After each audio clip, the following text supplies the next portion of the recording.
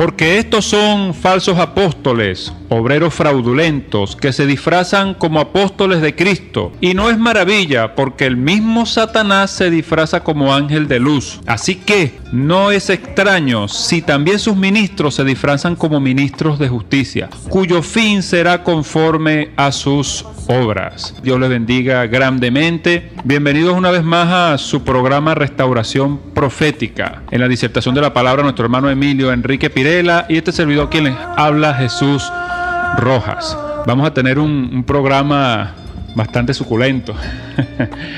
Un tema bastante controversial y que bueno, yo sé que a muchos le va a picar este programa, porque vamos a estar conversando acerca de lo que es los apóstoles modernos y los profetas modernos de hoy, a la luz de la palabra.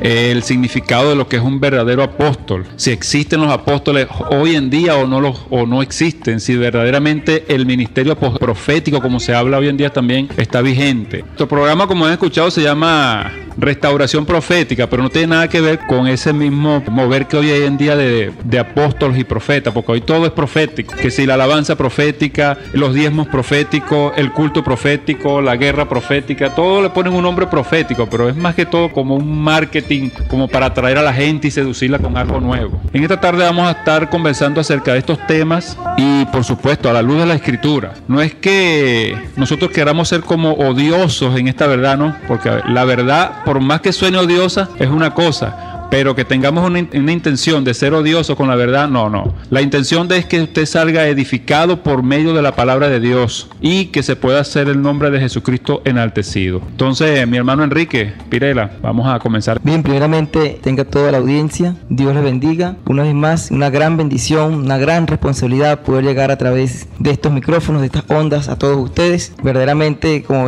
bien decía mi hermano Jesús Rojas, vamos a estar compartiendo con todos ustedes un estudio acerca de uno de los pilares fundamentales. De hecho, es el fundamento de la iglesia, el fundamento apostólico y profético, como dice Efesios 2:20, es el fundamento mismo de la iglesia. Es un tema ciertamente que se ha prestado para diferentes vertientes, para distintas interpretaciones, y la intención del Espíritu en traernos a este lugar es principalmente poder aclarar con la lupa de la Escritura, a la luz de la palabra, a la luz de las Sagradas Escrituras, poder probar, poder entender y poder de una manera clara lo que realmente significa el ministerio apostólico, el ministerio profético, que dista mucho de lo que se viene desarrollando, de lo que se viene moviendo en los últimos días acerca de este ministerio. Bien, así brevemente voy a estar invitándoles a buscar en sus Biblias, en el libro Apocalipsis capítulo 2, versículo 2, Apocalipsis capítulo 2, versículo 2. Sin antes, voy a estar recordándoles los teléfonos de contactos para cualquier consulta y para la mensajería de texto, el 0412-086-3080, 0412-086-3080. Y dice la palabra del Señor de la siguiente manera. Hermano Jesús.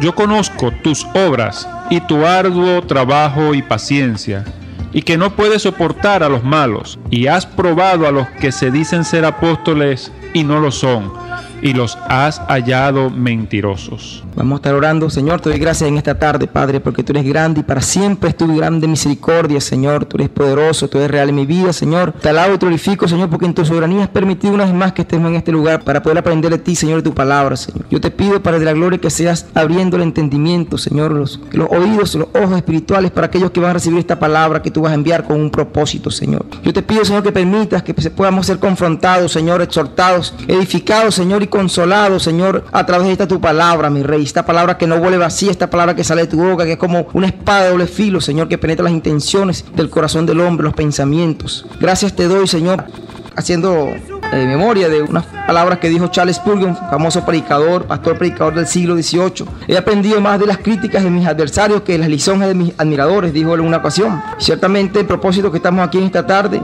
no es hacer una crítica destructiva, sino que puedan ustedes, los que están sintonizando, juzgar a la luz de la Biblia lo que van a escuchar en esta tarde, y que sea la Biblia que tenga la última palabra, y que sea el Espíritu Santo redarguyendo en cada uno de nosotros sobre el tema que vamos a estar desarrollando. Igualmente las palabras de John Hu, famoso también también reformador, que fue quemado en la hoguera por oponerse a muchas herejías que estaban levantándose en el siglo XIV. Él dijo: prefiero dividirlos por la verdad que unirlos por el error, unirlos por la mentira. Yo estoy aquí compartiendo con ustedes esta palabra porque irrevocables son los dones, el llamamiento de Dios, y no depende del que quiera ni del que corra, sino de Dios que tiene misericordia. Si fuera por el hombre no estuviera en esta tarde aquí. Gálatas 4:16, el apóstol Pablo, escribiendo a la iglesia en Galacia, le dice a judíos y a gentiles en esa localidad, le dice: me he hecho pues vuestro enemigo por deciros la verdad. En Gálatas 1:10 dice: pues busco ahora el favor de los hombres o el de Dios, o trato de agradar a los hombres, pues si todavía agradara a los hombres, no seré llamado siervo de Jesucristo. Mas os hago saber, hermanos, que el evangelio por mí anunciado no es según hombre, pues ni me lo reveló ni me lo enseñó hombre alguno, sino por revelación de Jesucristo. En Hechos 4:19, el apóstol Pedro le dice al concilio, al cuerpo gobernante religioso de Jerusalén, le dice: mejor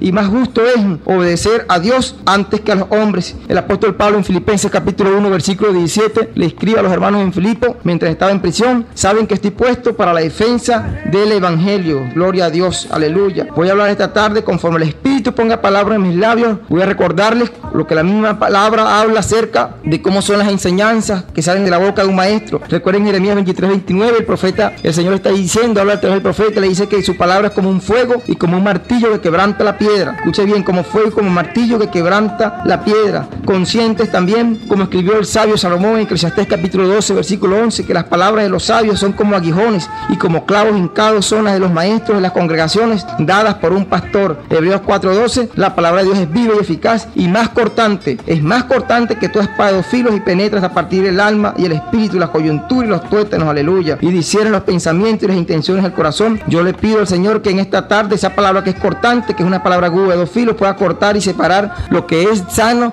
lo que es una doctrina sana, y lo pueda separar del error que abunda en estos días. Esa palabra que sale de su boca, que dice el profeta Isaías en el capítulo 55, en el verso 10, que es una palabra que no vuelve vacía. Gloria a Dios. Gloria a Dios. Señor, te doy gracias, Padre. Bien, hermanos, el Ministerio de Restauración Apostólica, para entender esto, este es mucho material. Voy a hacer un intento por resumir para poder entender. Sé que es una moda en nuestros días, es una moda que todo el mundo, hombres de ministerios evangelísticos, ministerios pastorales, ministerios de enseñanza, quieren hacerse llamar apóstoles. Y quizás cuando es una pareja, cuando es compartido, como que la moda se hace más centrado en lo que están viendo en iglesias o en la figura de apóstoles en otras partes que salen por televisión, por la radio, donde el esposo, el pastor, se hace llamar apóstol y la esposa es la profeta inmediatamente. Esto es muy delicado porque debe entender que el llamamiento de Dios, el don de Dios es irrevocable. Efesios 4:11, cuando dice que mismo constituyó unos apóstoles, profetas, evangelistas, pastor y maestro, en el orden en el cual lo está colocando, no tiene nada que ver con la jerarquía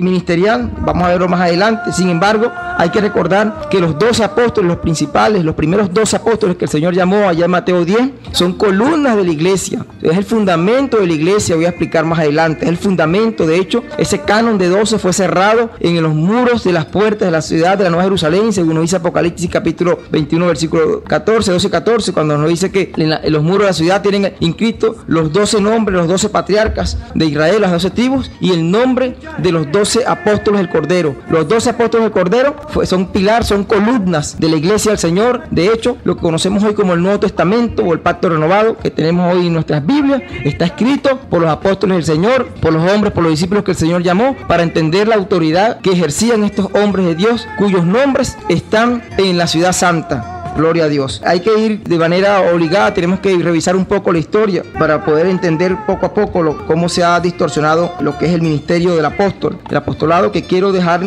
claro de arranque, de comienzo, no estamos diciendo que no exista el ministerio apostólico, sencillamente que como lo están ejerciendo ahorita o como se pretende ejercer en nuestros días, dista mucho, no tiene nada que ver con el ministerio apostólico que el Señor estableció, que él mismo constituyó, como dice Pablo en Efesios 4:11, y que ejercieron los primeros 12, que por cierto hay que destacar, el 12 es un número, es un canon que se cerró. Recuerden lo que pasó con las tribus, las 12 tribus de Israel, el caso de Leví, que se disgregó, que se diluyó entre las demás tribus, y José entre Manasés y Efraín, y el Señor, para mantener el número 12, igual con Dan, en Apocalipsis 7 aparecen los 144,000, manteniendo el número 12, donde vemos nuevamente a José y Efraín en detrimento de la tribu de Manasés por el pecado, como lo había profetizado Jacob. Igualmente el número 12, el Señor lo mantuvo en los apóstoles. Esto lo vemos cuando muere Judas, cuando Judas se suicida, como bien explicaba el apóstol Pedro en su sermón en Pentecostés. Ellos tuvieron la necesidad de llamar a un hombre que sustituyera el número 12. Te hacen cuenta que eran dos candidatos, estaba José, que tenía por sobrenombre el Justo, y estaba también Matías, y sin embargo ellos no eligieron a los dos para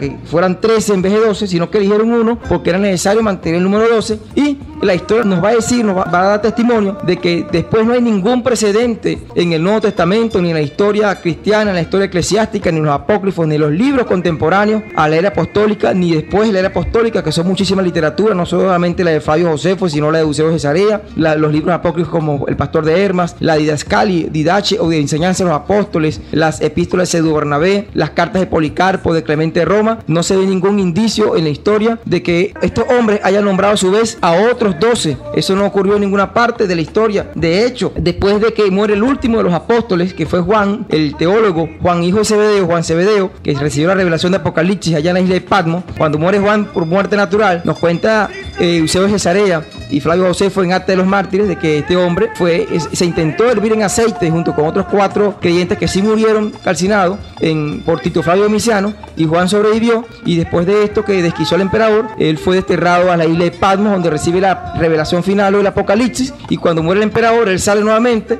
y va y llega a la ciudad de Éfeso, y ahí disipula a hombres como Ignacio de Antioquía, que fue el hombre que acuñó el término católico, el término que muchos piensan que viene de Constantino, y no es un término católico como tal, sino es un término cristiano, que lo acuñó, lo colocó en la historia un discípulo del apóstol Juan llamado Ignacio de Antioquía. Él discipuló a Ignacio de Antioquía, discipuló también Juan antes de morir a Policarpo de Esmirna, llamado padre de los cristianos. Y vean sin embargo que ninguno de estos dos hombres se atrevieron a usar el título de apóstoles, siendo ellos discipulados por el último sobreviviente de los apóstoles. La misma historia, el título de apóstol desapareció en los últimos 1900 años. Quiero que se entienda esto: en los últimos 1900 años el título de apóstol no se nombró ni siquiera en lo que la Iglesia Católica Romana llama los padres de la Iglesia, en cuanto a lo que es la figura de Ignacio de Antioquía, de Policarpo de Esmirna, de Clemente de Roma, de Clemente de Alejandría, de Orígenes de Alejandría, de Justino Mártir, de Juan Crisóstomo, de Atanasio, de Ireneo León. En ninguno de estos personajes utilizó el título de apóstol, ni siquiera los reformistas, los reformadores, en este caso John Wycliffe, Juan Hus, que murió quemado en la hoguera, Martín Lutero, Juan Calvino, Rico Zwingli, tampoco hombres como Carlos Wesley, John Wesley, Jim Plemons, Jonathan Edwards. Ninguno de estos hombres usó el título de apóstol. Entiéndase esto: este título no se ha utilizado o no se utilizó en los últimos 1900 años de que murió el apóstol Juan, el último de los apóstoles, pero sí lo estaba reclamando, entendiendo lo que conocen un poco de historia eclesiástica.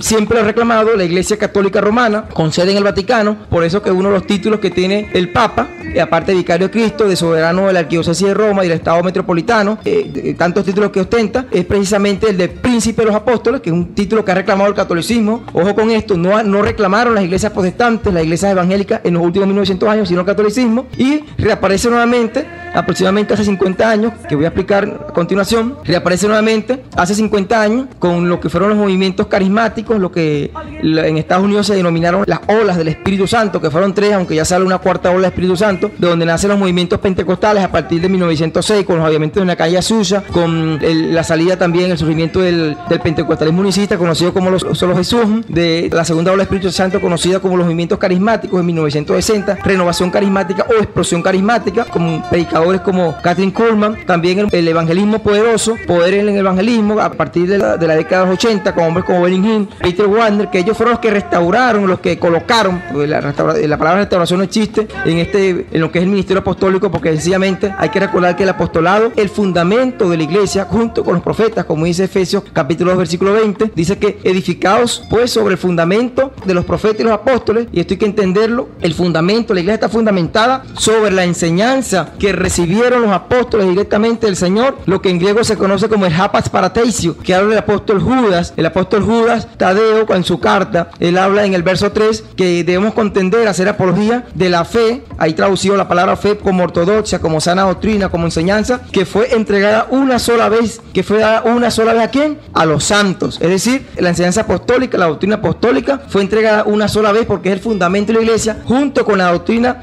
junto con el fundamento profético. Esto, ¿cómo se puede entender esto? De muchísimas maneras. Primeramente, todos los profetas, como el apóstol Pedro en Hechos capítulo 10, versículo 46, de versículo 43, estando en la casa de Cornelio, él explicó de que en su sermón, de que de Jesucristo daban testimonio de todos los profetas. Dice, de este dan testimonio todos los profetas, que todos los que en él creyeren recibirán perdón de pecados por su nombre. Precisamente todos los profetas dieron testimonio de Jesucristo. Por eso que el fundamento de la iglesia está en la enseñanza recibida primeramente como testigos de primera fila, como testigos de primera mano, los 12 apóstoles del Señor, y por supuesto junto con las profecías que tanto los profetas mayores como los profetas menores, como la misma Torá, los Nevín, los Ketubín, los escritos, los profetas, los libros históricos, en su totalidad hablaron, preanunciaron a Jesucristo. Cuando se lee la ley, se entiende que todas las festividades judías, la de la Pascua, el pan sin levadura, el Yom Ha'Maú, el Yom Abicurín, las primicias, el Pasó, el Pentecostés, la fiesta del Yom Teruah, el Sofar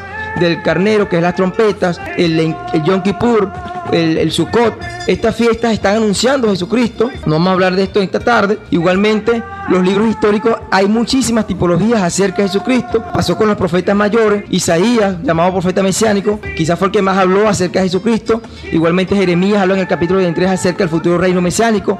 Ezequiel también habla acerca del Mesías, del reino mesiánico. Igual ocurre con Daniel en la revelación de las 70 semanas, donde está anunciando la muerte del Mesías. Y por supuesto los libros de sabiduría están hablando acerca de Jesucristo. Proverbios nombra como la sabiduría en los capítulos 8 y 9. Igual Cantares lo nombra. Muchos dicen que el Cantar es un libro donde no aparece Dios por ninguna parte, pero cuando se habla de la rosa Sarón y el libro de los valles está refiriendo a Jesucristo. Igualmente el amor del esposo con la esposa ocurre también con los profetas menores. Todos los profetas menores, como dijo Pedro, dieron testimonio de Jesucristo. Oseas, el eclipse de la crucifixión, Joel con el derramamiento del Espíritu Santo, Amós, Abdías, Jonás, Miqueas, Nahum, Abacú, Sofonías, Ageo, Zacarías y Malaquías, todos ellos dieron testimonio de Jesucristo. Zacarías habló de que iba a ser vendido por 30 piezas de plata, habló de su entrada en Jerusalén montado sobre un pollino. Todos, absolutamente todos los profetas dieron testimonio acerca de Jesucristo, y por eso que el apóstol Pablo en la carta a los Efesios, que es una carta eclesiástica, le explica a la iglesia de que debemos estar edificados sobre el fundamento de los apóstoles y los profetas. ¿Cuál es ese fundamento? Precisamente las profecías que en el Antiguo Testamento, que fueron más de 500 profecías acerca de Jesucristo, de todos los profetas, no solamente de todos los profetas, sino también de Moisés, como dijo el Señor en Juan 5:46, se lo dijo a los escribas y fariseos: Moisés escribió acerca de mí, y de los profetas mayores y los profetas menores. Ese fundamento de todas las profecías acerca de Jesucristo, junto con la enseñanza que recibieron de primera mano los apóstoles del Señor, es lo que se conoce como el fundamento de la iglesia, que es Jesucristo, la piedra angular. Los apóstoles recibieron eso de primera mano del Señor. Por eso que uno de los requisitos para poder ser apóstol es, como dijo el apóstol Pedro, valga la redundancia, en Hechos capítulo 1, versículo 21-22, en el momento que estaban echando suerte. Ahí echar suerte era un método que tenían los judíos de elegir a una persona, que también lo vimos también en el libro de Jonás. Es un método que ellos tenían para hacer una elección, y echando suerte cayó sobre Matías. Pero él dice algo muy importante, y era que para poder ser elegido tenía que haber sido uno que haya estado con ellos desde que el Señor inició el ministerio, desde el bautismo por Juan el Bautista. Inclusive no solamente tenía que ser testigo del ministerio en la tierra del Señor Jesucristo, mi testigo presencial, sino también tenía que ser testigo de la resurrección de Cristo, y la suerte cayó sobre Matías. Entonces el fundamento de la iglesia, como dice Efesios 2:20, es precisamente la enseñanza de primera mano. El apóstol Pedro en segunda carta, capítulo versículo 16, dice: no les hemos dado a mostrar el poder y la venida de nuestro Señor Jesucristo siguiendo fábulas artificiosas, como siguiendo leyendas, como siguiendo cuentos, sino que ellos habiendo visto con sus propios ojos su majestad, porque ellos fueron testigos del Señor Jesucristo y fueron testigos, recibieron la enseñanza directamente del Señor. Por eso el apóstol Juan, el mismo que escribió Apocalipsis, en su primera carta abre diciendo que lo que hemos visto, oído, lo que hemos tocado y palparon, contemplaron nuestras manos tocante el verbo de vida, eso anunciamos a la vida eterna que fue Jesucristo, testificamos y anunciamos a la vida eterna que estaba en el Padre y se nos manifestó. Es decir, los apóstoles como testigos del Señor, fundamento de la iglesia junto con las profecías. Entendiendo en esta primera parte de cuando el apóstol Pablo habla en la carta a los Efesios capítulo 4 versículo 11, y él mismo constituyó a unos apóstoles, profetas, se entiende que los dos primeros ministerios, en el orden que lo está diciendo el apóstol, está en esa orden, precisamente porque el fundamento se basa en las profecías, los profetas del Antiguo Testamento. Mateo 11:11 dice que hasta Juan llegaron la ley y los profetas. Ahí quiere decir, en ese sentido, el fundamento acerca de Jesucristo. Y después dice evangelistas, pastores y maestros. ¿Por qué? En ese orden, porque los dos primeros ministerios que está nombrando allí el apóstol Pablo es precisamente en los dos ministerios sobre el cual se fundamenta la iglesia, que es el ministerio apostólico, los apóstoles del Cordero, los testigos presenciales del ministerio de la resurrección de Cristo, y el siguiente ministerio, el evangelista, es un ministerio de continuidad, de esparcir la palabra. Yo sembré y Apolo regó, como dijo el apóstol Pablo a la iglesia en Corinto. El ministerio de pastor, junto con el maestro, es el de edificar. Por eso el apóstol Pablo dice, hasta que todos lleguemos a la unidad de la fe y del conocimiento del Hijo de Dios, a la medida de la estatura de la plenitud de Cristo. Es decir, los dos primeros ministerios echaron el fundamento. El ministerio apostólico y el ministerio de profetas echó el fundamento, que es Cristo, con sus profecías, con su enseñanza recibida directamente del Mesías, del Señor. Y los otros tres ministerios, que entiendo aquí son, entiendan si se lee en el texto, evangelista, pastor y maestro, son los que le van a dar continuidad al fundamento que ya se echó. ¿Cuándo se echó ese fundamento? Y sobre esta roca edificaré mi iglesia, le dijo el Señor al apóstol Pedro en Mateo 16, 18. Sobre esta roca el fundamento fue echado sobre las profecías de Cristo que recibieron los profetas del Antiguo Testamento y la doctrina apostólica. En todas las cartas apócrifas que ustedes puedan leer del Nuevo Testamento, ustedes van a encontrar que todos los escritores, como Tertuliano, Clemente de Roma, Policarpo, Ignacio, Justino y Ireneo, dicen siguiendo la doctrina apostólica, aprendiendo la doctrina de los 12. ¿Por qué? Porque ellos entendieron de que la doctrina apostólica fue una doctrina, como escribió el apóstol Judas, fue dada una sola vez a los santos. Entiéndase bien, la doctrina apostólica fue dada una sola vez a los santos y por eso se cerró su canon. Ahora con esto se ve una pregunta: ¿quiere decir que no existe el movimiento de apóstoles en nuestro día? Está claro que en el Nuevo Testamento hay muchísimos pasajes donde se pueden leer, como el caso de Romanos capítulo 16 versículo 17, cuando habla de Andrónico y Junias, que los nombran como apóstoles, y por supuesto a Bernabé, cuando Bernabé estaba con Pablo en su viaje misionero allá en Iconio antes de ser apedreado, cuando los compararon con los dioses griegos, se dijo de esta manera: los apóstoles, en Hechos 14:14, los apóstoles Bernabé y el apóstol Pablo, entendiendo que el ministerio de apóstol prosiguió, pero no de la manera como algunos personajes, como algunos teólogos de los últimos 50 años han querido dar a entender.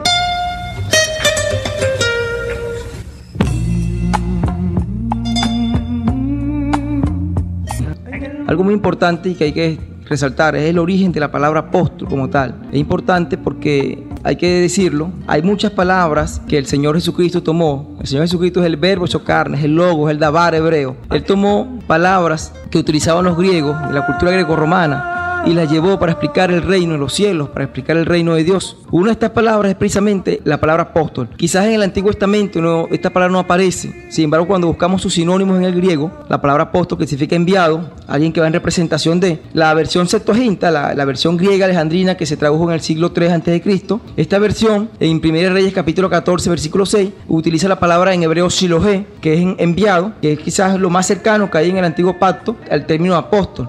Sin embargo, en su origen etimológico, en su aplicación contextual, la palabra apóstol tenemos que ir al siglo IV, en los tratados filosóficos acerca de la República de Platón, en algunos ensayos acerca del comportamiento del ser humano de Sócrates, de Aristóteles, donde ellos clasificaron no solamente las especies, los seres vivos, sino también a la sociedad. Y el apóstol, dentro de la clase laboral, de la clase militar, era lo más bajo, el último nivel que había, porque era aquel oficio tan despectivo como decir un cartero, un mensajero entre los militares, y le daban un mensaje para que diera un mensaje a campo enemigo con altas posibilidades de no regresar con vida. Eso es en la cultura grecorromana lo que significa el apóstol, un enviado, un mensajero, un cartero. Igualmente la palabra pastor, en lo que era el ámbito laboral, quizás era también de lo más bajo de la palabra pastor. Por eso el Señor tomó como referencia estos títulos para hacerles entender lo que significa el reino de los cielos en la tierra, el evangelio. Tomó estas referencias.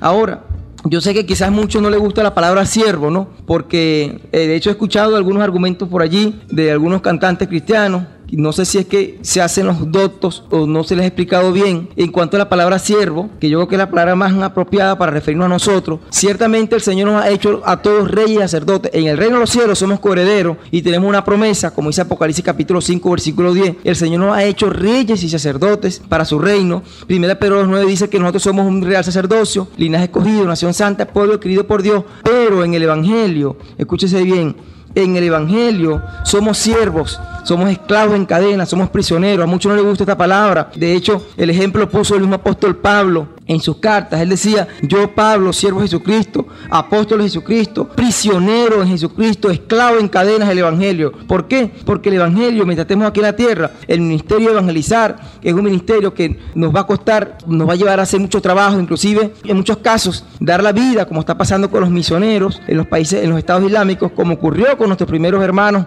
en los primeros siglos, que tuvieron que entregar la vida por la predicación del Evangelio. Es realmente el ejemplo lo da el apóstol Pablo cuando se identifica como siervo, inclusive el mismo hermano del Señor Jesucristo, cuando escribe la carta a Judas, él dice: yo, Judas, siervo de Jesucristo, siervo de Jesucristo. Igual Pablo en otras cartas, en Filipenses, en la carta de los Romanos, él se identifica como siervo, y en otras cartas se identifica como apóstol, pero de una manera muy sencilla. Cuando vemos el origen de la palabra apóstol en la cultura grecorromana, estamos entendiendo que el oficio es un enviado, es un mensajero, es alguien que va a dar un mensaje. Y cuando aplicamos esto a la real evangelio, recuerden que Israel como nación tenía 3 clases sacerdotales, eso es cierto, donde estaban los sumos sacerdotes, donde entraba el sacerdote y los levitas, y por allá bien abajo estaban unos que no tenían ascendencia arónica, que eran los netineos, que ayudaban en el templo. Pero estas 3 clases sacerdotales se abolieron en el nuevo pacto, y ya nosotros, como muchas personas ven por allí, ven en la figura del pastor, el sumo sacerdote. Entonces van y le entregan a los pastores lo que son las primicias, lo que es los diezmos, que tengo un estudio de los diezmos de 3 partes que tengo que estar pendiente, los hermanos que me han escrito para que él estudie en la emisora acerca de los diezmos. Ya lo tengo elaborado desde hace tiempo, pero tengo que apartar el espacio para poder darlo. Entonces muchos ven en la figura del pastor al sumo sacerdote, algo que contradice la misma palabra. La misma carta de los Hebreos nos dice que ya no tenemos un sumo sacerdote que se pueda debilitar con las cosas carnales, que se pueda compadecer porque traspasó los cielos, y está hablando de Jesucristo, cuando dice también que nos acerquemos puesto confiadamente al trono de su gracia, y es un sacerdocio que tiene un orden más supremo y más excelso, porque no es según sangre, sino que viene inclusive del orden de Melquisedec. Ya tenemos un sumo sacerdote, y nosotros los creyentes somos sacerdotes, reyes sacerdotes en los cielos. En el Evangelio de la tierra somos esclavos en cadena, pero en una forma genérica, en una forma general. Cuando hablamos del ministerio apostolado, etimológicamente significa un mensajero, un embajador. Y viene un hermano y dice: yo soy el apóstol fulano tal, vengo de tal nación. Tenemos que entender que si lo vamos a aplicar en el sentido literal de la palabra, en el griego, sencillamente es un embajador. Y entonces podríamos decir de una manera muy sencilla que todos somos apóstoles entonces del Evangelio. ¿Por qué? Porque 2 Corintios capítulo 5, versículos 19 y 20 nos dice de una manera muy clara, nos dice que nosotros somos embajadores en Cristo Jesús. Dicho de otra forma, somos enviados para dar la palabra. Y una de las características, hermano, de los apóstoles que el Señor había comisionado, una de las características apostólicas, cuando Él nombra a sus 12 apóstoles, allá en Mateo capítulo 10, y llama a sus 12, usted va a leer en el capítulo 16 al 19 que el Señor les dice a ellos: he aquí yo los envío como ovejas en medio de lobos. Hoy ocurre lo contrario. Los apóstoles modernos son enviados a las ovejas, son enviados como lobos a las ovejas, cuando la verdadera aplicación, los apóstoles son enviados como ovejas en medio de lobos. El Señor dio esta palabra porque Él sabía las persecuciones que se venían. De hecho, los que cumplen los requisitos en nuestros tiempos realmente para el ministerio apostólico son los misioneros. ¿Por qué? Porque ellos están en los estados islámicos, en los países comunistas de puerta cerrada, dando su vida, sufriendo persecución por no convertirse al budismo, por no convertirse al islamismo. Ellos están sufriendo persecución y realmente están enviados como ovejas en medio de aquellos lobos. De hecho, la palabra apóstol desapareció en los últimos 1900 años de las escrituras cristianas, precisamente porque cuando Jerónimo de Alejandría, uno de los padres de la iglesia según el catolicismo romano, hizo la traducción al latín de las Sagradas Escrituras, él cambió la palabra apóstol por el latín misio, que significa misionero, que es un enviado. Y lo más parecido que hay en nuestros tiempos, escúchese bien, lo más parecido que hay en nuestros tiempos al ministerio apostólico, al ministerio que desarrollan los apóstoles, son los misioneros, aquellos que son enviados a fundar iglesias donde no hay. Pablo decía: yo no puedo colocar un fundamento sobre el cual ya existe otro. Aquellos que son enviados a fundar iglesias en lugares remotos, arriesgando su vida, que son enviados en medio de muchísimas persecuciones. Eso es lo más parecido que existe a los apóstoles del primer siglo. De hecho, cuando usted lee el estilo de vida cual vivían los apóstoles del Señor, no tiene nada que ver con el estilo de vida de estos apóstoles modernos que tienen aviones privados, viven en opulencia, viven en un nivel económico muy superior al de sus ovejas. Ejemplos hay,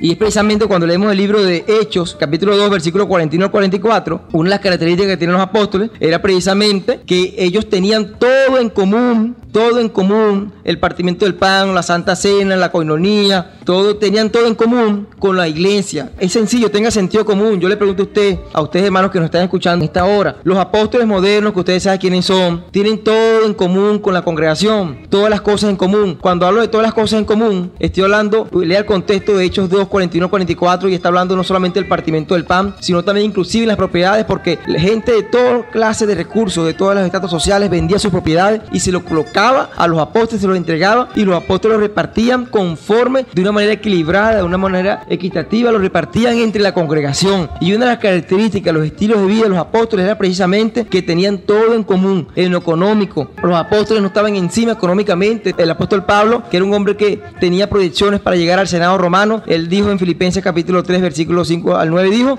que él había dejado todo por ganar a Cristo. Él había abandonado toda aquella carrera como escriba, como erudito, como abogado romano, como filósofo estoico epicurio. Lo había abandonado y lo tenía por basura por ganar a Cristo. El estilo de vida de los apóstoles, usted puede leer, el apóstol Pablo muchas veces manifestó en sus cartas, en sus epístolas, que él vivía de colaboraciones que le entregaban los hermanos. Colaboraciones, de hecho, una de esas dijo: yo he trabajado de día, he trabajado de noche para no se le carga a ninguno de ustedes. Se lo dijo a la iglesia en Cesarea, se lo dijo a la iglesia en Tiro. Había trabajado para no se le carga a nadie. El apóstol Pablo, y esto lo entendemos porque muchos de los apóstoles modernos, mejor dicho, la mayoría de los apóstoles modernos, ellos pretenden, mejor dicho, que van a vivir solamente de la congregación, cuando los únicos que en la Biblia estaban llamados a vivir de esto eran los que eran enviados a plantar obras, a fundar obras. Por eso que los misioneros viven de las ofrendas que los hermanos les envían para ellos poder subsistir. Tienen que tener muchísimo cuidado con esto, porque esto está haciendo mucho daño a las congregaciones. Estos hombres tienen un poder de convencimiento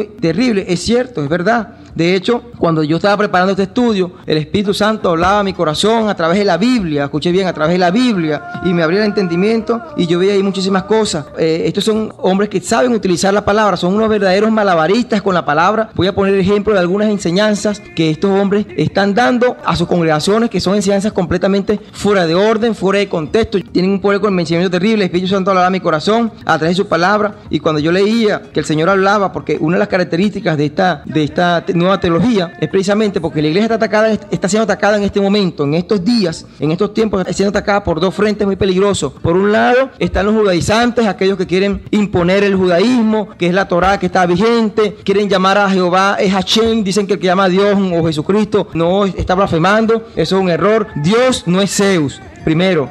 Dios no es Zeus. Más adelante lo puedo explicar con calma. El Dios es una palabra que significa una raíz indoeuropea, luminosidad del día, como mismo se llama en Apocalipsis 22-23, la lumbrera que alumbra Nueva Jerusalén, la luz del mundo de Juan 8:12. Los judaizantes que quieren imponer todas esas corrientes legalistas, de que es Hashem, de que es Yoshua Mashiach, de que es la Roja Kodesh, no puedes llamarlo de otra manera. Y por otro lado está este movimiento apostólico, que es más peligroso todavía, porque ellos traen en su paquete de enseñanza, ellos traen consigo, dentro de su teología, lo que es la teología de la confesión positiva, la teología de los decretos sobre espacio, materia y tiempo, que hemos hablado en programas anteriores. Traen lo que es la teología del rema, que es una palabra profética en un espacio determinado, en un tiempo determinado, para una persona determinada, cuando en el griego la palabra rema es sinónimo de logos y se aplica para un tiempo. Cuando habla el apóstol Pablo en Gálatas 4:4, en el cumplimiento del tiempo de Dios. En Lucas 1:68, Dios ha visitado a su pueblo, el tiempo se ha cumplido. Marcos 1:15-16. La teología del rema, todo esto acompañado de las falsas profecías, porque este ministerio apostólico, por supuesto, viene acompañado con un falso ministerio profético que no tiene nada que ver con los profetas del Antiguo Testamento, ni como los profetas como oficio. Entiéndase bien, cuando el Señor dijo en Mateo 11:11 que hasta Juan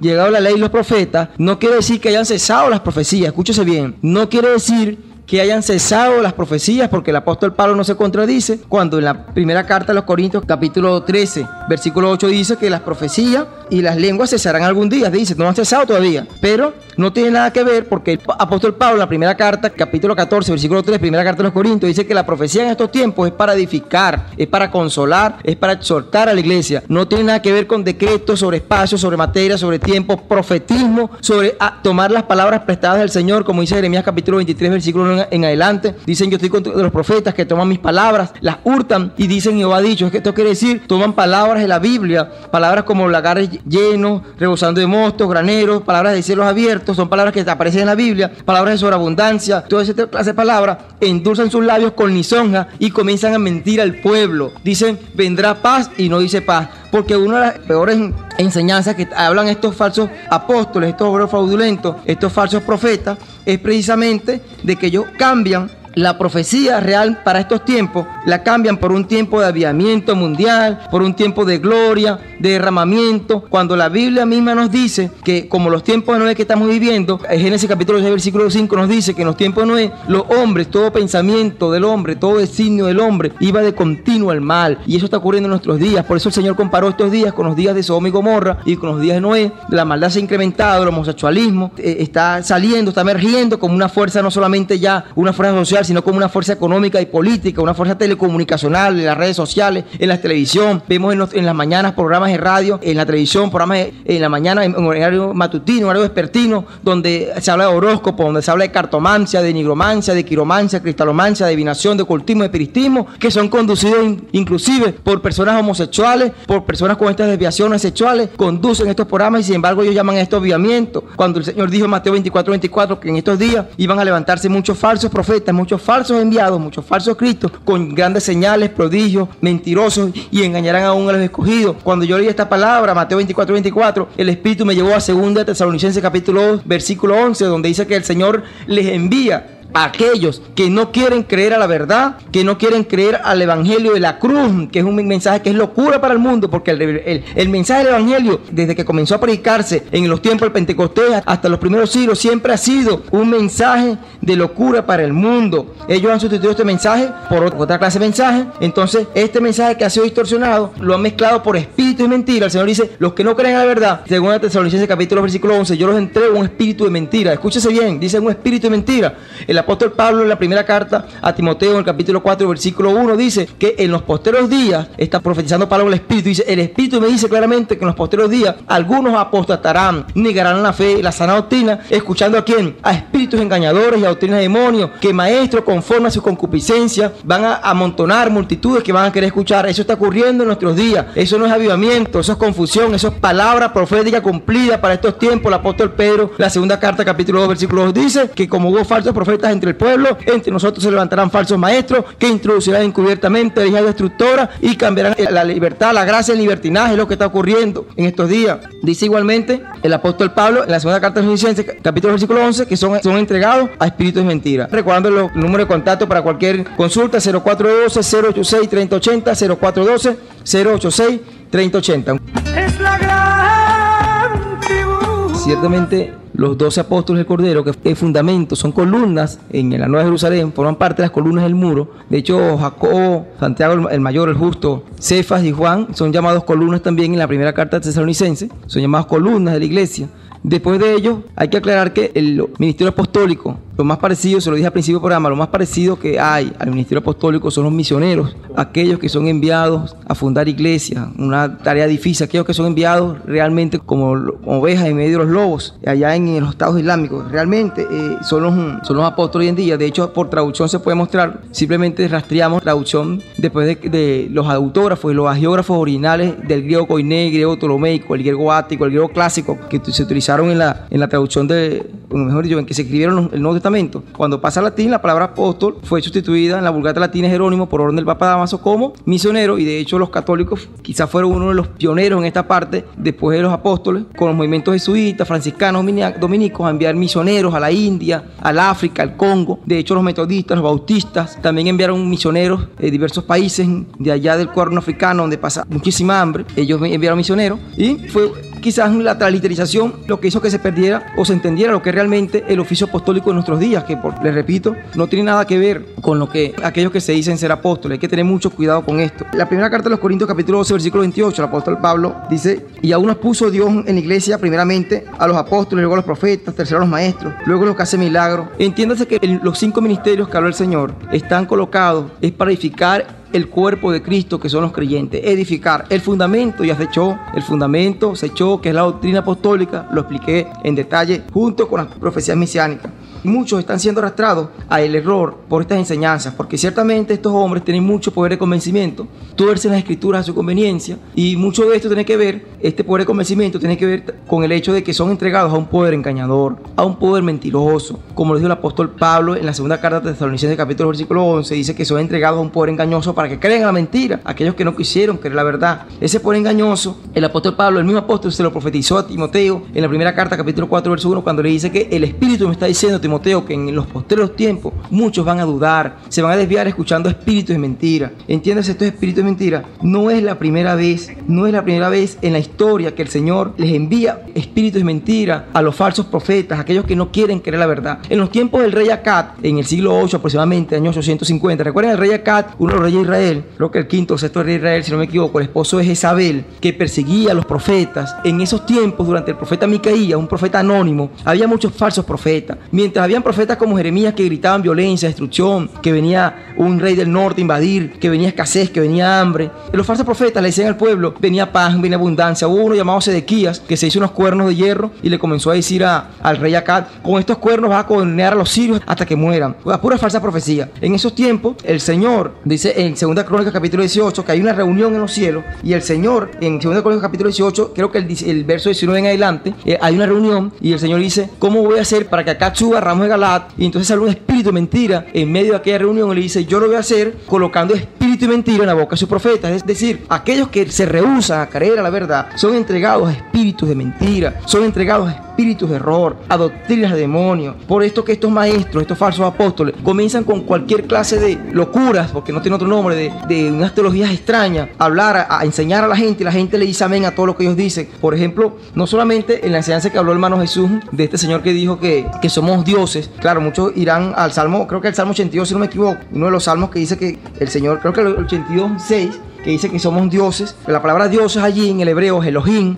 Elohines, en plural, se está refiriendo a dioses que en el paleohebreo, la palabra Elohim está referida no solamente a gobernantes, a reyes, a jueces, sino a hombres también. En cambio, Elohim, el Elión, Elohá, Elohenu, el nombre de Dios, el tetragramatón judío, se refiere a Jehová, no Dios en el sentido de divinidad, porque hay atributos del Señor, de Dios, que son transferibles a nosotros, que es su amor, que es los frutos del Espíritu, la bondad, la paz, pero hay atributos que no son transferibles. Nosotros no tenemos los atributos de eternidad del Señor, de omnipotencia, de omnisciencia, de omnipresencia del Señor. No tenemos esos atributos. Es simplemente cuestión de interpretación. O una esposa de estos falsos apóstoles, en un congreso de mujeres, que ella se dice llamar profeta, la esposa del apóstol, en una iglesia de Miami, ella se llama profeta, dice que la palabra Shaddai significa aquel que tiene muchos senos. Esa viene siendo como una octava traducción, un completo desconocimiento de las escrituras. Se hacen llamar teólogos, se hacen llamar apóstoles, torciendo la escritura. Esto es sumamente peligroso.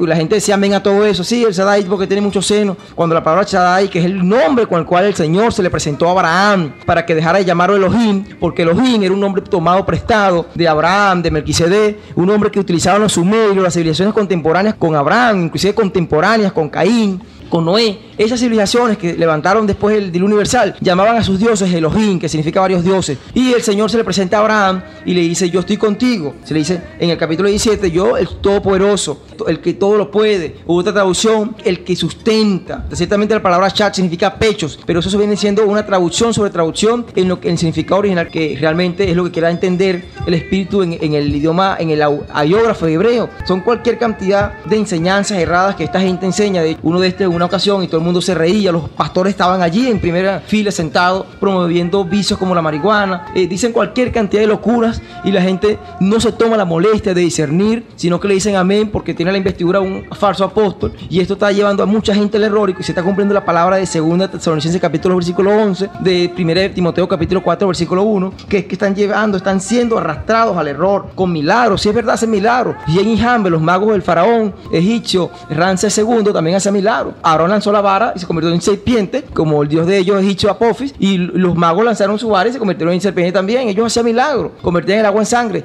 No pueden dejarse llevar, impresionarse por esto. El Señor Jesucristo nos advirtió de que ellos iban a hacer milagros también para engañar inclusive a los escogidos. De hecho, en el contexto de 2 Tesalonicenses capítulo versículo 11, cuando dice que son entregados a espíritu de error, los que no creen en la verdad, dicen que aquellos vienen por advenimiento y obra de Satanás, que envía a sus ministros y se disfrazan como ángel de luz. Dicen con grandes señales, milagros y prodigios mentirosos. Señor, el anticristo va a hacer descender fuego del cielo, la gran tribulación y la gente se va a asombrar. No pueden impresionarse por esto. Son enseñanzas completamente peligrosas, son enseñanzas destructivas. Quizás uno de las joyas, de los pilares del cristiano que más daño le han hecho es a la oración. Ellos han sustituido la oración por decretos, por metafísica, por pactos, por maratónica, e inclusive también la esperanza del cristiano, que es el arrebatamiento, el encontrarnos con el Señor en las nubes, lo han sustituido por una esperanza terrenal basada en lo terrenal, en lo material. Ellos han sustituido a través de su teología del dominionismo, de su teología del reino ahora, la teología de la prosperidad. Ellos sustituyen, señores, la esperanza de la iglesia desde el primer siglo, desde que Cristo fue a la cruz, fue encontrarnos con el Señor en las nubes. El apóstol Pablo en la primera carta a Tesalónica, cuando les habla acerca del arrebatamiento de la iglesia y de la resurrección de los muertos y de nuestro encuentro con el Señor en las nubes, él le dice al final, en el verso 18, 1 Tesalonicenses capítulo 4, versículo 18, le dice: por lo tanto, alentaos los unos a los otros con estas palabras. Tito 2:13 dice,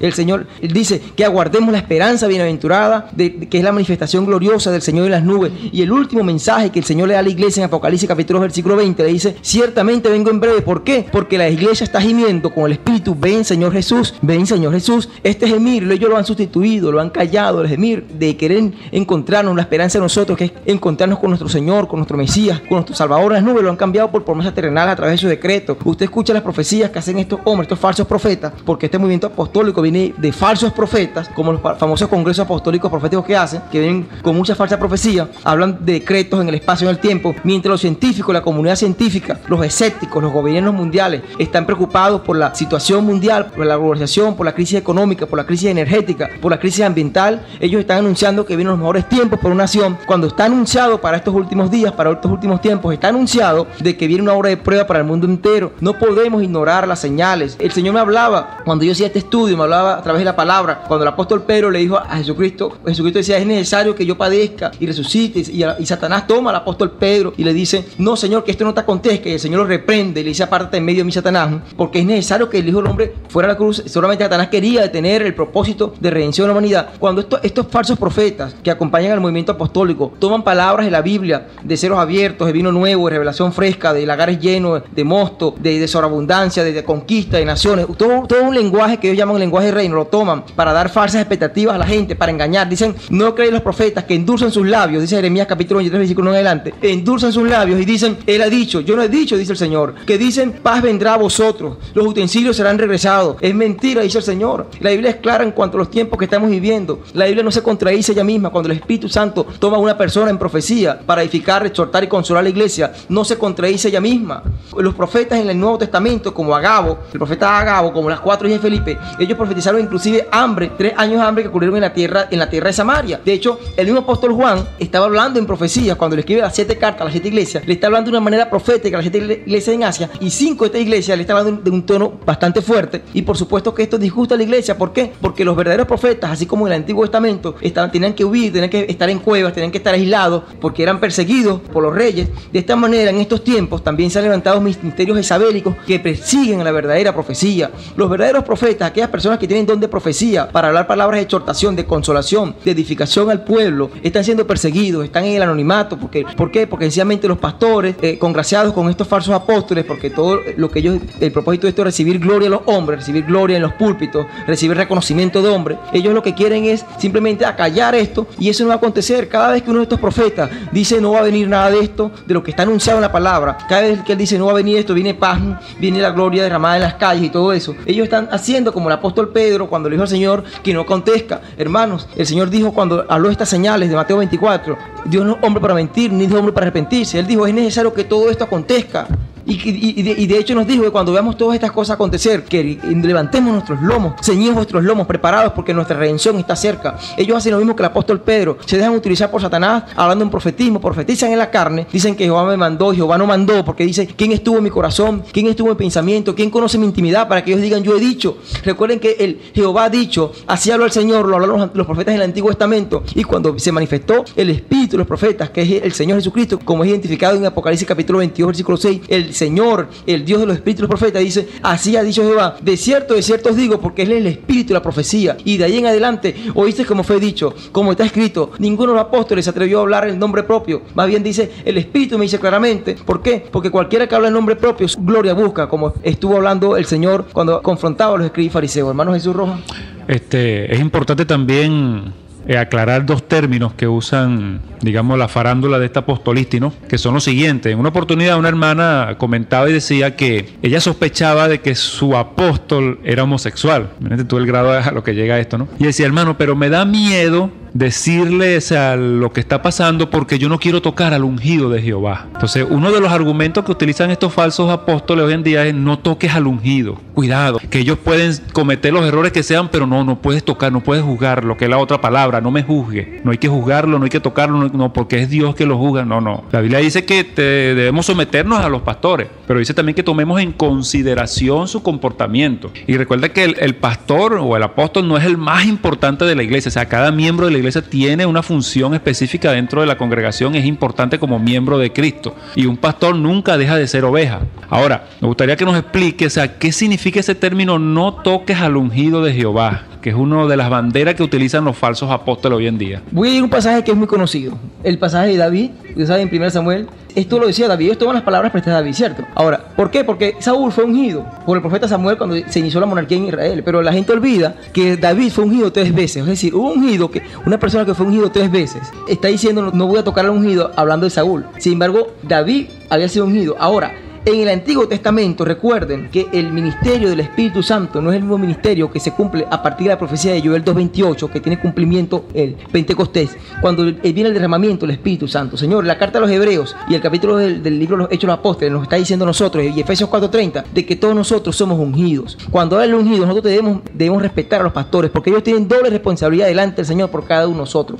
Ellos han de velar por nuestras almas. Para entender esto, tenemos que primero entender también lo que significa la palabra pastor, porque es una palabra que quizás ha sido tergiversada. Les decía hace rato de que muchos piensan que el sumo sacerdote es el pastor, y por allí vienen las malas interpretaciones acerca de las primicias, de los diezmos y todas esas aplicaciones que hacen, que lo que han hecho es que mucha gente se aleje de las iglesias. Personalmente lo digo, cuando voy a predicar el evangelio, el obstáculo que siempre se me presenta es el tema de los diezmos, de las ofrendas, el tema de los apóstoles, de los falsos pastores y todas estas cuestiones, y es precisamente porque no hay una interpretación correcta. Recuerden que la palabra pastor en el Nuevo Testamento, la palabra pastor, la palabra anciano, la palabra obispo, es decir, la palabra poimen, que es roi, Jehová mi roi, mi pastor, la palabra anciano, que es prebústeros, presbítero, y la palabra obispo, que es episcopocos, es una palabra que es intercambiable en el Nuevo Testamento. O sea, lo que hace es denotar no un ministerio como tal, sino la función, el liderazgo que ejerce una persona que está al mando de una iglesia. Algo que aprendemos en el Nuevo Testamento es precisamente de que las iglesias no tenían un pastor a la cabeza, tenían un cuerpo de pastores, un cuerpo de ancianos. Cuando el apóstol Pablo y Bernabé son apartados en Hechos 13 y oraron por ellos los hermanos de Antioquía, dicen que ellos fueron después, y en las iglesias que iban estableciendo en Iconio, en Listra, en Pafos, en Chipre, en Antioquía de Pisidia, en Antioquía de sí donde vienen, ellos iban estableciendo ancianos y obispos. Es un término intercambiable. Esto no quiere decir que el pastor sea el ungido y los demás no. Recuerden que todos los creyentes a partir del Pentecostés hasta nuestros días hemos sido ungidos con el Espíritu Santo. Todos somos ungidos. Los 5 ministerios están colocados para edificar el cuerpo de Cristo, y ojo con esto, porque los 5 ministerios deben respetarse, tienen funciones en la iglesia. El ministerio, los apóstoles y los profetas, por el cual se hizo el fundamento de la iglesia, a esto le dan continuidad los evangelistas, los pastores y maestros, entendiendo que el oficio apostólico en nuestros días existe en la figura de los misioneros. Usted revisa las funciones que ejercen ahorita los misioneros en las ventanas 1040, en los países islámicos, en los países comunistas, por trasladar el evangelio, y se va a dar cuenta las mismas funciones que cumplían los apóstoles. Usted sabe cómo terminaron cada uno de los apóstoles de la iglesia del Señor. Cuando el Señor Jesucristo es crucificado, delega las funciones a los apóstoles después que se les apareció durante 40 días, como habla Lucas cuando escribe el libro de los Hechos de los Apóstoles en el capítulo 1. Dice que ellos comienzan a la predicación del evangelio, pero cada uno de ellos tuvo una muerte horrenda de paso. O sea, ellos fueron perseguidos. Tomás fue perseguido en la India, Felipe allá en Grecia crucificado de cabeza, Andrés, Pedro fue crucificado de cabeza, Andrés en forma de X, Pedro de cabeza, Pablo fue decapitado. Ellos tuvieron muertes horrendas porque entendieron la palabra que el Señor les dijo en cuanto al ministerio apostólico, que iban a ser enviados. De hecho, la palabra apóstol, como les dije, en la etimología y en la función como tal, en la cultura grecorromana, eran mensajeros que eran pocas las probabilidades que regresaran con vida, porque iban a tener una función sumamente difícil. Esa es realmente la función apostólica. Ahora, volviendo a los ministerios, hay que entender que el ministerio profético, que tampoco ha desaparecido, simplemente que ahora es un don del Espíritu espíritu. Aquellas personas que tienen don de profecía son aquellas personas que exhortan a la iglesia, que la confortan, la edifican con palabra de ciencia, con palabra de sabiduría, así como Ágabo había profetizado que venían 3 años de hambre y que ocurrieron los tiempos de Claudio, por supuesto, y también se ató de pies y manos, dando a entender a Pablo de que así como se subía a Jerusalén iba a ser amarrado así por los judíos, estas personas tienen el don de exhortar a la congregación, pero ese don de profecía no es el que se está enseñando hoy en día, que es pegar 4 gritos en una tarima, decretar, declarar cualquier cantidad de confesiones metafísicas sobre los cielos, sobre las aguas, sobre una nación. Ese no es la profecía de estos tiempos. La profecía de estos tiempos está establecida en la palabra del Señor. No podemos confundir la leche con la limonada, la leche con la magnesia. ¿Por qué? Porque están dando a entender un ministerio de profetas y un ministerio apostólico que no tiene nada que ver con lo que realmente enseñó el apóstol Pablo, la intención del Espíritu Santo en la primera carta a los Corintios capítulo 12, cuando se reparten los dones a la iglesia y cuando son establecidos los 5 ministerios que habla Efesios capítulo 4 versículo 11. Esto es fácil de entender si si escudriñamos las escrituras, y nos vamos a dar cuenta que no tiene nada que ver. Ciertamente se está hablando de avivamiento, que viene un avivamiento para el mundo entero. Lo más parecido que hay en la Biblia, lo más parecido que hay en las escrituras a lo que es un avivamiento es la palabra visitación. La palabra visitación es cuando Dios visita una nación, visita una persona, así como fue visitada Sara y fue visitada Ana por su esterilidad, así como fue visitada el pueblo de Israel. A José el patriarca, antes de morir, él había dicho estas palabras a sus hermanos. Dice que ciertamente Dios os visitará, y Dios visitó a la nación de Israel, 400 años de esclavitud, 40 años en el desierto, hasta que entraron en la tierra prometida. O sea, el proceso de visitación, la visitación puede tener 2 contextos, si lo llamamos a lo que es un avivamiento, y es precisamente visitar para juicio o para bendición.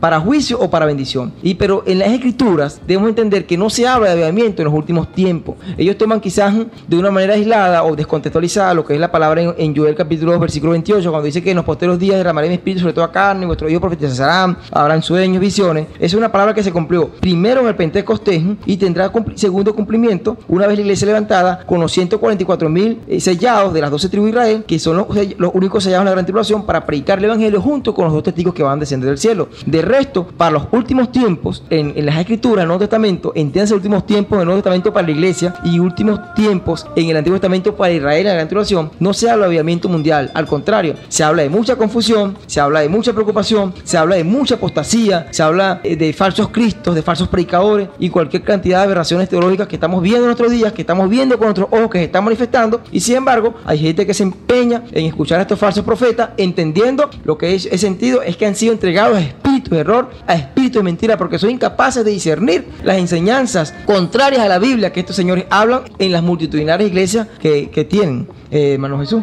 Hay otra cosa también importante allí, ¿no? Para que la gente, porque sé que hay muchas personas que han sido engañadas por un falso evangelio y no tienen los argumentos bíblicos como para refutar pues estas falsas enseñanzas. Ahora, supongamos que ocurre este caso. Me congrego en la iglesia apostólica X, porque hoy en día hasta las iglesias ya no tienen nombres sencillos, la Gran Jerusalén o el evento mundial. Sí, ahorita se llama la iglesia potencialmente, nombres solamente para atraer gente. El Señor lo llama en Apocalipsis, dice nombres que viven pero están muertos. Sí, entonces no estoy en contra de que una iglesia se llame apostólica. Si la iglesia se llama apostólica porque sigue la enseñanza de los apóstoles de la Biblia, está bien. Pero si se llama apostólica porque su pastor es un apóstol, eso suena totalmente antibíblico. Ahora, se da el caso en que yo me congrego en una iglesia apostólica, donde se congrega el apóstol Johnny Vilaluz y la profeta la Becerra Gorda. Entonces me doy cuenta de sus falsas enseñanzas. Ahora, ¿qué le recomendarías tú a un hermano que se congrega en una iglesia donde están estos apostólogos enseñando falsas doctrinas? ¿Qué debe hacer él? ¿Qué es lo primero que él debería hacer? Porque muchos hermanos están ahorita, están escuchando y están en congregaciones así. Y ellos están diciendo, ¿ahora qué hago? Yo sé que mi apóstol es un lobo, pero ¿qué hago ahora? O sea, ¿qué tú le recomendarías a esas personas? La respuesta es un poquito cortante, ¿no?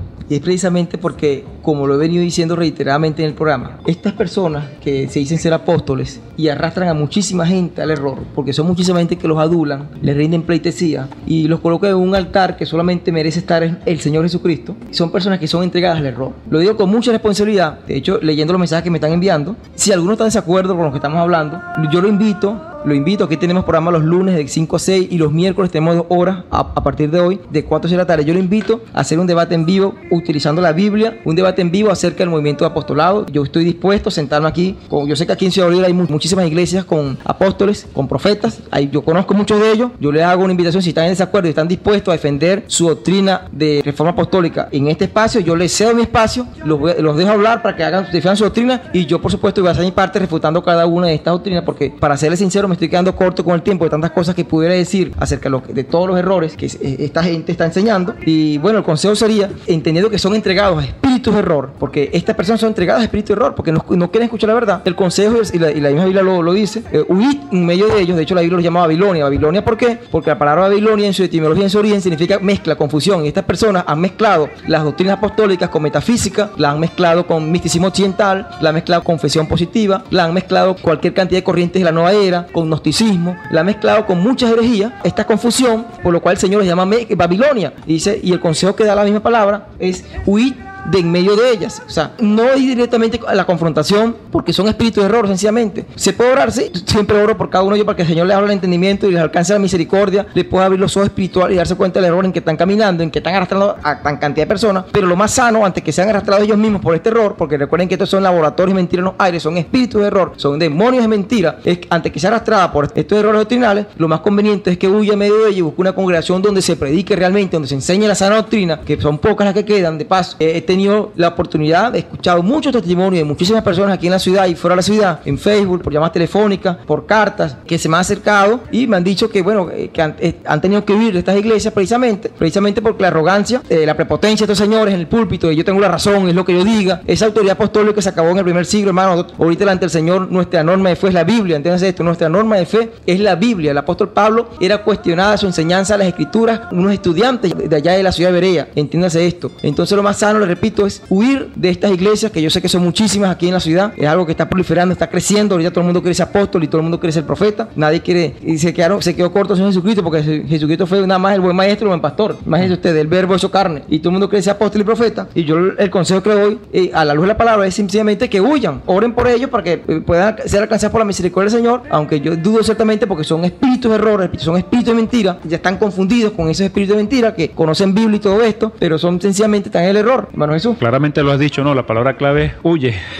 Claro, muchas veces las personas se ven envueltas en esta situación y se preguntan, ¿qué debo hacer? La Biblia es clara, ¿no? La Biblia dice que debemos de desear como niños recién nacidos la leche espiritual no adulterada. Y luego viene un para qué, que es un propósito, hay una razón por la cual debemos alimentarnos de esa leche espiritual no adulterada. Y es la siguiente, es para crecer, para salvación. Si nosotros nos alimentamos de una leche espiritual, yo le digo al tetero piche, tú le metes un tetero piche a un niño recién nacido, ¿qué va a pasar? Va rumbo a la perdición, a la condenación. Así mismo pasa con el creyente cuando no es alimentado de la sana enseñanza bíblica. Si tu doctrina es torcida, lo más seguro es que tu fe esté torcida y tu salvación también esté torcida a la condenación. Por eso es que es importante la palabra de Dios. La palabra de Dios es la única que puede transformar al ser humano, no lo que dice el apóstol fulano, lo que dice la metafísica, X cosa. Entonces es necesario de que tú te nutras de la palabra de Dios. O sea, y otro consejo que yo te puedo dar es,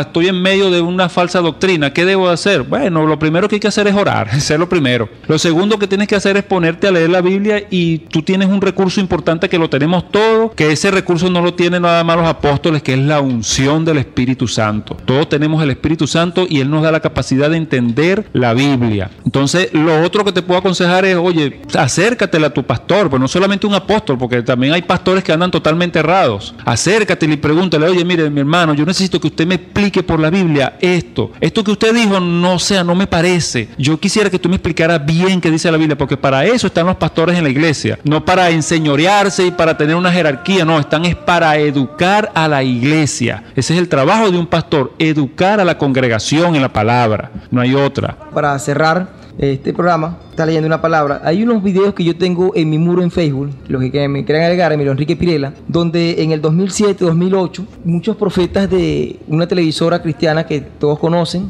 que está en Centroamérica, con sede en Costa Rica, estaban profetizando para Venezuela abundancia, paz, para el año 2008, 2007, y yo quiero que ustedes, usando su sentido común, entiendan lo que está ocurriendo en nuestro país. Hay una lectura en Jeremías 23 que me llamó muchísimo la atención. El profeta Jeremías, el Señor indignado con los profetas, porque los falsos profetas en el Antiguo Testamento eran llamados pastores. El Señor le dice en Ezequiel 34, yo estoy contra los pastores que comen, que se engordan de mi rebaño. En el capítulo 23 de Jeremías, el Señor indignado por tantas falsas profecías. Dice en el versículo 16, 23-16 de Jeremías, así ha dicho Jehová de los ejércitos, si no escuchéis las palabras de los profetas que os profetizan y os alimentan con vanas esperanzas, hablan visión de su propio corazón, no de la boca de Jehová. Dicen atrevidamente a los que me irritan, Jehová dijo, paz tendréis. Y a cualquiera que anda tras la obstinación de su corazón, dicen, no vendrá mal sobre vosotros. Esto está ocurriendo en muchas iglesias. Están haciendo muchos congresos, muchos encuentros, con nombres rimbombeantes, nombres de aviamiento a las naciones, intergalácticos, conquistando los universos, y todo esto con mucho grito, pero poca sana doctrina, donde están alimentando a la gente con vanas esperanzas. Y ciertamente lo que está ocurriendo en nuestro país es una visitación del Señor. El Señor está visitando a Venezuela. Está visitando a Venezuela porque es un país que le ha dado la espalda al Señor, no solamente los gobernantes, porque ustedes tienen que entender que según 1 Pedro 4:18, el juicio comienza es por la casa de Jehová. Está visitando a su iglesia también a través de esta crisis, porque han torcido su palabra, los líderes se han corrompido, el testimonio que la iglesia le ha dado a la gente en la calle, escuchen bien, no es el mejor de todos. Están viendo muchos errores, muchos defectos en los líderes, precisamente por esto que hemos estado hablando esta tarde. Entonces reúnen esos congresos apoteósicos, en esos encuentros, en esa campaña, y comienzan a llenar a la gente con falsas esperanzas, con visión de su propio corazón, como habla el profeta Jeremías, no de la boca de Jehová. Y lo que está ocurriendo en Venezuela no es juego, es cierto, pero es parte de un proceso que el Señor está tratando con una nación donde no se trata que sea la santería, porque la santería ha vivido aquí desde los tiempos,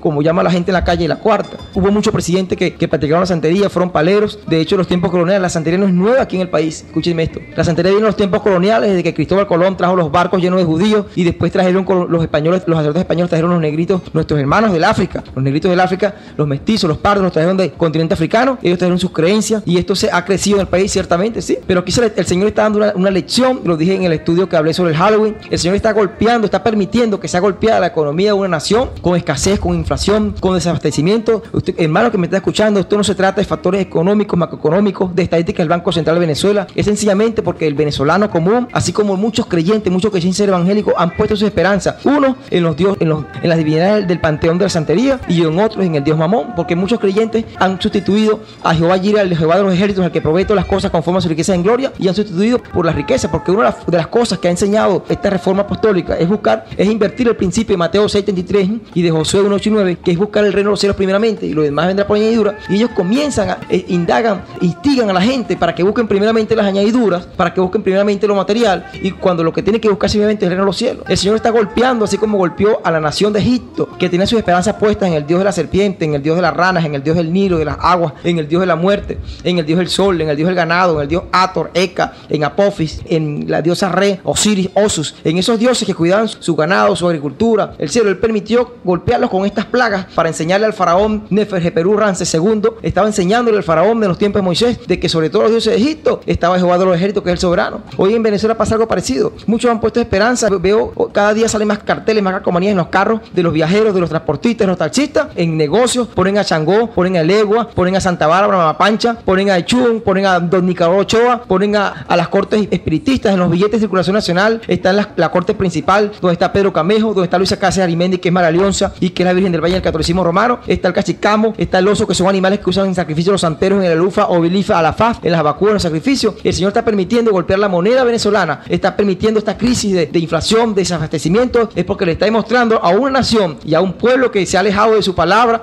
de sus mandamientos, lo está demostrando que por encima de todos estos dioses, de todas estas deidades, está Jehová de los ejércitos, que es el Dios verdadero, el Dios de los cielos, el único entre los dioses, como cantó Moisés y Ana cuando se abrió el mar rojo. ¿Quién como tú, Jehová, entre los dioses? Aquí no se trata de hacer profetismo, de decir a la gente con vanas esperanzas que vendrá paz, cuando la Biblia nos dice ciertamente los tiempos que estamos viviendo, que es un tiempo de incremento de la maldad, un tiempo de gran apostasía, de violencia en la tierra, un tiempo donde es necesario que la iglesia ore por aquellos que están en inminencia. Escuche bien, que ore por los que están en inminencia. Es necesario que la iglesia se ponga en la brecha por una nación, que se humille ante el Señor y conozca su pecado, porque según Crónicas 7:14 se le está hablando a la iglesia, que representa al pueblo de Israel, la congregación, la Cailá de Jehová en el Antiguo Testamento. Es la iglesia que debe humillarse ante el Señor, reconociendo su pecado, para que él pueda oír desde los cielos y sanar su tierra.